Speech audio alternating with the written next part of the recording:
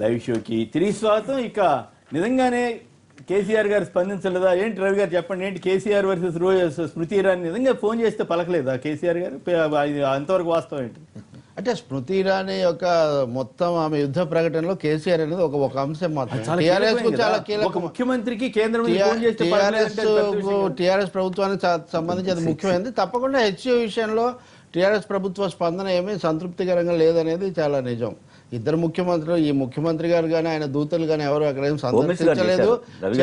Home minister గారు చేశారు, ప్రకటనలు చేశారు, వ్యాఖ్యలు చేశారు తప్ప కేసీఆర్ ఒకే ఒక వ్యాఖ్య, అది కూడా జీహెచ్ఎంసీ ఎన్నికలప్పుడు అడిగితే దురదృష్టకరం, చర్య తీసుకోవాలని చెప్పారు. నిజానికి దేశాన్నంతా ఉడికిస్తున్న సమస్య హైదరాబాద్ గుండెకాయలో జరుగుతుంటే ఆయన ఇంతకంటే ఎక్కువ దాని మీద శ్రద్ధ పెట్టి నిజానిజాలు వెల్లడించి ఉంటే తర్వాత చాలా పరిణామాలు తప్పిపోయిండేవి. దాని మీద టీఆర్ఎస్ ఏం చెప్తుందో నాకు తెలియదు. కానీ స్మృతి ఇరానీ ప్రధానమైన దాడి కేసీఆర్ మీద కాదు. మీరు అది తీసుకుంటే ఆమె ప్రధానమైన అంశం ఏమిటంటే ఒక విధంగా లౌకిక దేశద్రోహులు, దీన్ని ఒక విధంగా వామపక్షాలు, మిగతా వాళ్ళంతా మేము తప్ప దేశభక్తికి మేము గుత్తాధిపత్యం తీసుకుంటున్నాము. నిజానికి దేశభక్తి కూడా కాదు, దేవభక్తి. ఎందుకంటే రాష్ట్రపతి ప్రసంగంలో ఎక్కడ మేము చర్చలు జరుపుతాం అది ఇది వాళ్ళు ఏం చెప్పలేదు.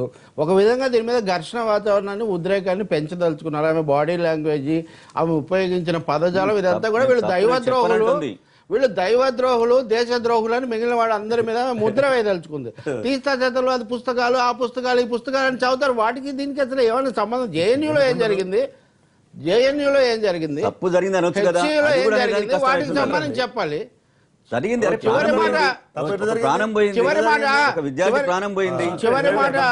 చివరి మాట నేను చెప్పదలుచుకుంది, తెలుగు వాళ్ళకి బాగా తెలుసు.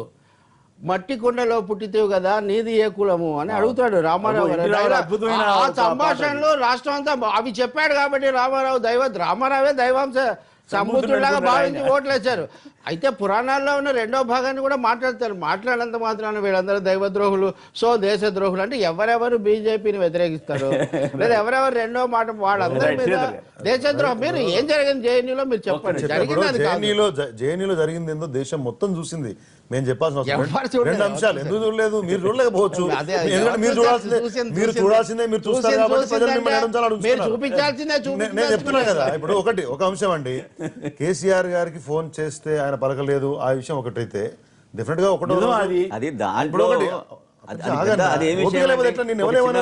కేసీఆర్ గారు మిమ్మల్ని ఏమన్నారు, మీరు మాట్లాడపోతారు 2 నిమిషాలు కేంద్ర మంత్రి మాట్లాడిన విషయం ఆగండి ఒక నిమిషం. నేను చెప్పిన మాట్లాడలేదు. నేను చెప్పేది ఏంటంటే ఆన్ రికార్డ్ ఒక సెంట్రల్ మినిస్టర్ పార్లమెంట్లో చెప్పిన విషయాన్ని మనం ఖండించలేం కదా. ఆయన ఫోన్ చేస్తే నేను ఇప్పటికి కూడా కాల్ కోసం వెయిట్ చేస్తున్నాను చెప్పింది. కవిత గారు తొలి రోజు దాన్ని రాజకీయం చేసి రాజకీయంగా వాడుకునే ప్రయత్నం చేశారు. తర్వాత దే పుల్డ్ ఇట్ బ్యాక్ జరిగింది. తర్వాత రాష్ట్ర ప్రభుత్వం నారాయణ రెడ్డి గారు మాట్లాడారు. ఆ విషయం చట్టపరంగా ఏం చేశారో ఆల్రెడీ ఎస్సీ ఎస్టీ కేసులు అవసరం లేకుండా పెట్టారు. అది ఎస్సీ ఎస్టీ అవన్నీ ఎస్టాబ్లిష్ కాకుండానే ప్రైమా ఫేసి టకటక పెట్టేసిండ్రు. దాని పర్యవసానం మనం చూసినాం. కాకపోతే రవి గారు చెప్పిన విషయాన్ని మొత్తం వస్తే, మీరు పురాణాల గురించి అక్కడిక్కడికి పోవటము, దేశభక్తి మాకు మాత్రమే గుత్తాధిపత్యం అంటే జరుగుతున్న సంఘటనలు చూసిన తర్వాత ఎవరైనా, నిన్న ఒక ఉదాహరణ వారు ఇచ్చారు పార్లమెంట్లో, మహిషాసుర మర్దనికి సంబంధించినటువంటి యాంటీ ప్రజలను విననీయకుండా చూసే ప్రయత్నం చేస్తారు. ఆమె ఏం చెప్పింది, జేఎన్యూలో జరిగిన ఒక సంఘటన ఏంటంటే ప్యాంప్లెట్ కొట్టి మహిషాసుర మర్దని అనే విషయంలో మన దుర్గామాతని ఒక సెక్స్ వర్కర్గా, ఒక అందమైన మహిళను ఒక డార్క్ కలర్ ఉన్నటువంటి ఒక వ్యక్తిని చంపేటటువంటి చిత్రంగా చూపించడము, దాని ద్వారా ఎటువంటి సందేశాన్ని ఇవ్వదలుచుకున్నారు? ఒక పాయింట్. రెండవది అంటే ఆమె అందుకే అడిగింది, కలకత్తాలో పోయి నడి రోడ్లో నిల్చొని కాళీమాతను దుర్గామాతను దేవతగా కొలిచేటువంటి కలకత్తాలో కాంగ్రెస్ నాయకులు కానీ రాహుల్ గాంధీ కానీ దీన్ని చర్చించగలుగుతారా, రైట్ అనగలుగుతారా? రెండో విషయం ఏంటంటే, మీరు జేఎన్యూలో మాట్లాడేటప్పుడు ఈ అంశాలన్నీ మేము ప్రచారం చేసి చెప్తారేంది, మీడియా ఇంత పెద్దగా ప్రచారం చేసింది, మేం చేసింది ఎక్కడ? కాబట్టి కాంగ్రెస్ పార్టీ కానీ ఇప్పుడు ఇవాళ ఆమె చెప్పిన ఏ అంశంలోనైనా ఆన్ రికార్డ్ తీస్తా చదవాలి గురించి మీరు చెప్పారు కదా, కపిల్ సిబాల్ గారు ఏ అంశాలని 4th class 6th స్టాండర్డ్లో don Bosco స్కూల్లో మాతుంగా ముంబైకి ఇచ్చినటువంటి స్కూల్స్లో ఆ పుస్తకాల్లో ఏముంది అంటే బ్రహ్మాండంగా దాంట్లో దేశం మీద వ్యతిరేకంగా లేకపోతే ఒక మతానికి వ్యతిరేకంగా ప్రవర్తించే టైపులో విద్యార్థులను ఇన్ఫ్లుయెన్స్ చేసే విధంగా ఈ పాఠ్యాంశాలు ఉన్నాయి. ఇది ఏ రకంగా 4వ తరగతి 6వ తరగతి పిల్లలకు మనం రాజకీయం పేరుతోటి లేకపోతే రాజకీయ ఉనికి కోసము దేన్నైనా మేము తెలంగాణ రాష్ట్రంలో టీఆర్ఎస్ ఉంది కాబట్టి మేము వ్యతిరేకించాలి కాబట్టి మేము వాళ్ళు ఏం మాట్లాడినా వ్యతిరేకిస్తాం, కాంగ్రెస్ పార్టీలో ఉన్నాం కాబట్టి ఏమైనా వ్యతిరేకిస్తాం, కమ్యూనిస్టులు కాబట్టి ఏమైనా ఒకటి నేను చెప్పేది ఒకటి మీకు హిందూ మతం మీదనో హైందవం మీదనో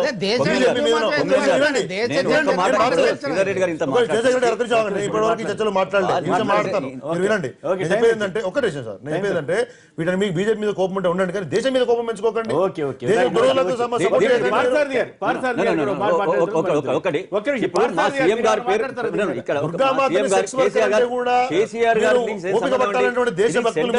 ఇక్కడ హైదరాబాద్ సెంట్రల్ యూనివర్సిటీలో ఇమీడియట్ గా ఎందుకు స్పందించలేదు? ఎందుకు అంటే ఇది రాష్ట్ర ప్రజలు లేదు, సీఎం గారు ఎట్లా స్పందిస్తారు? మీరు దానికి వైస్ ఛాన్సలర్ కాదండి, వైస్ ఛాన్సలర్ సస్పెండ్ చేసే అంత మీకు లేదు. ఒక విద్యార్థి చనిపోతే మీరు అది చేయలేరు, కానీ కేసీఆర్ గారు స్పందించలేదు. చాలా మంది విద్యార్థులు ఆకులు పట్టుకుంటే ఏమైతుంది? విద్యార్థి చనిపోయిండు, ఇప్పుడు చాలా మంది విద్యార్థులు స్పందించాలో అప్పుడు ఏం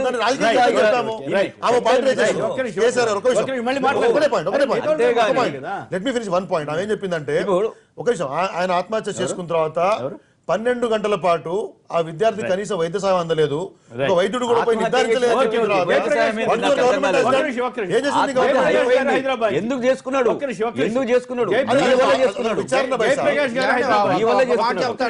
వెంకయ్య నాయుడు గారు అన్నారు కదా, జేఎన్యూ మొత్తం మీద మేము ముద్ర వేయడం లేదు అన్నారు. రాజ్నాథ్ సింగ్ గారు ఏమన్నారు, అమాయకులను వేధించమన్నారు. స్మృతి ఇరానీ గారు ఏమన్నారు, ఏమేకో పాత్ర ఇచ్చారు, ఆ పాత్ర వ్యక్తిగా ఆమె ఇచ్చేది మొత్తం దుమ్మెత్తిపోయడం. కానీ నాకు తెలియదు, ఒక మాట చెప్పండి, దుర్గాదేవి పదే అన్నారు. మహారాష్ట్రలో పురాణం ప్రకారం దుర్గాదేవి మహిషాసురుడిని పెళ్లి చేసుకుంటుంది. బలి చక్రవర్తిని రాక్షసుడిని ఇక్కడ మనం చేస్తాము. కేరళలో బలి చక్రవర్తిని పూజిస్తారు. తెలంగాణలో హిడింబికి కూడా ఆలయం ఉంది, తెలుసుకోవాలి. భారతదేశం కాశ్మీర్ నుంచి కన్యాకుమారి వరకు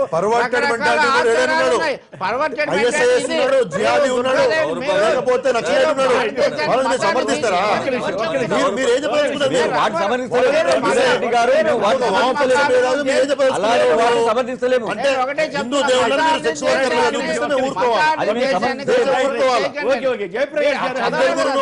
సపోర్ట్ చేస్తే సెక్స్ వర్కర్ గా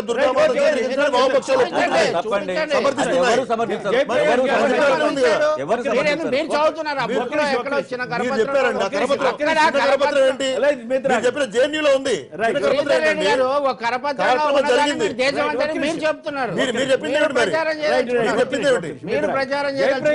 జయప్రకాష్ గారు హైదరాబాద్ నుంచి లైన్. జయప్రకాష్ గారు నమస్కారం, మాట్లాడండి.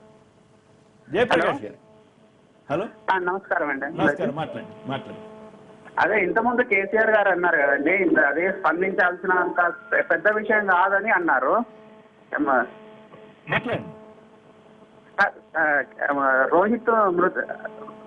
రోహిత్ పైన వాడు స్పందించాల్సిన పెద్ద విషయం కాదన్నారు. వీళ్ళు ఎందుకంత స్పందిస్తున్నారు అలా అని. ఒకటి చాలా దేశము ఎంత దౌర్భాగ్య పరిస్థితులలో ఉంది అంటే, ఈ జాతీయ జెండాను రూపొందించిన రోజు దీన్ని మేము ఆమోదించమని చెప్పిన సంస్థ సిద్ధాంతాన్ని నమ్మిన పార్టీ బీజేపీ ఈరోజు దేశభక్తులు ఎవరని నిర్ణయిస్తా ఉంది. రెండోది, ఈ దేశంలో ఇది భగత్ సింగ్ లాంటి నూనె మీసాల యువకుడిని ఉరిదీసించడానికి కారణం కారకోరి రైలు దోపిడీ ఉదంతం మీద ఒప్పందించినటువంటి ఆర్ఎస్ఎస్ ఈ రోజు దేశభక్తులు నిర్ణయిస్తా ఉంది. ఈ రోజు భారతదేశ రాజ్యాంగం ఏ ప్రధాని కార్యాలయం నుంచో రాష్ట్రపతి కార్యాలయం నుంచి కాకుండా నాగపూర్లో ఉన్న ఆర్ఎస్ఎస్ కార్యాలయం నుంచి నలపాలని మీరు హిందుత్వాన్ని ఒక భర్తను వచ్చిన స్త్రీ యొక్క గౌరవాన్ని దిగదాడుతూ ఉన్నారు. మీరు దిగజేస్తా ఉన్నారు. నిజమైన ఎవరు చెప్పారు కదా. ఈ రెండు విషయాలతో పాటుగా ఈ దేశ రాజ్యాంగం కాదు, 1000 ఏళ్ల కింద మను రాసినదే మాకు శిరసా వహిస్తామనే మాట ఆర్ఎస్ఎస్ మీ ఆర్గనైజర్ అనే పత్రికలో మీరు రాసుకున్న మాటలు అవి. మీరు రాసుకున్న మాటలు బ్రిటిష్ కాలం నాటి బ్రిటిష్ వాళ్లకు యువరాణులకు సెల్యూట్ చేసిన మీరు ఈరోజు దేశభక్తి గురించి నేను ఫోటోలు ఇస్తాను. ఫోటోలు ఆర్ఎస్ఎస్ లో ఖరచ కారణం కర సేవకులు వందనం చేసిన ఫోటోలు ఇస్తాను నేను, ఫోటోలు ఇస్తాను నేను అంటున్నా. ఒకటి గుర్తుపెట్టుకోండి, మీకు హిందుత్వ భావాల మీద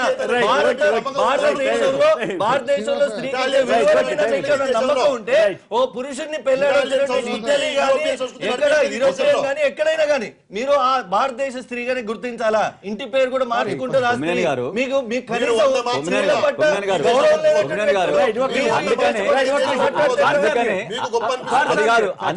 అందుకనే బీజేపీ రీజనల్ పార్టీస్ ఎందుకు వచ్చాయి? రీజనల్ పార్టీస్ ఎందుకు వచ్చాయి? అందుకనే ఎందుకు వచ్చాయి? రీజనల్ పార్టీస్ వస్తున్నాయి.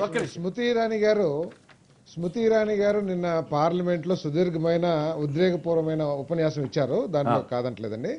కానీ హెచ్సియులో జరిగిన సంఘటనకి ఒక ముఖ్యమంత్రి గారికి ఫోన్ చేయగానే తన చేతులు దులిపేసుకుంటానికి సాధ్యమా కేంద్ర మంత్రికి అనేది ఒకటి ఆలోచించాల్సిన అవసరం. అది కాదు, ఇప్పుడు కేసీఆర్ గారు ఫోన్ చేశారు, కానీ హెచ్సియు అనేది కేంద్ర ప్రభుత్వ పరిపాలన ఉన్న కేంద్ర ప్రభుత్వ ఆధీనంలో ఉన్న ఒక యూనివర్సిటీ. ఇక్కడ క్వశ్చన్ రోహిత్ ఎట్లా చనిపోయాడు అది కాదండి.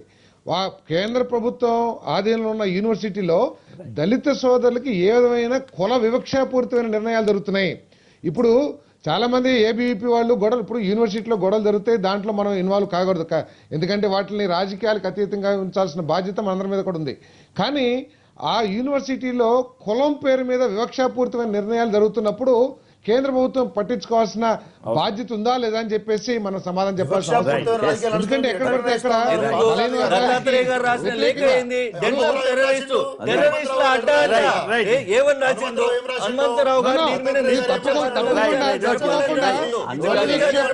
నిర్ణయాల మూలంగానే ఆ యువకుడు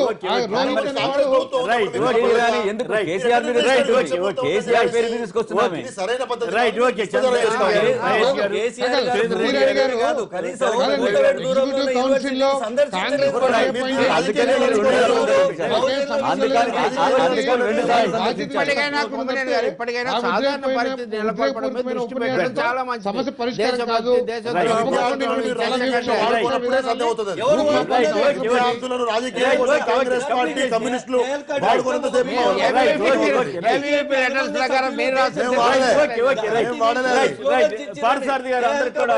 ధన్యవాదాలు. ఇది నేటి వార్తా విశ్లేషణ కార్యక్రమం. నమస్కారం.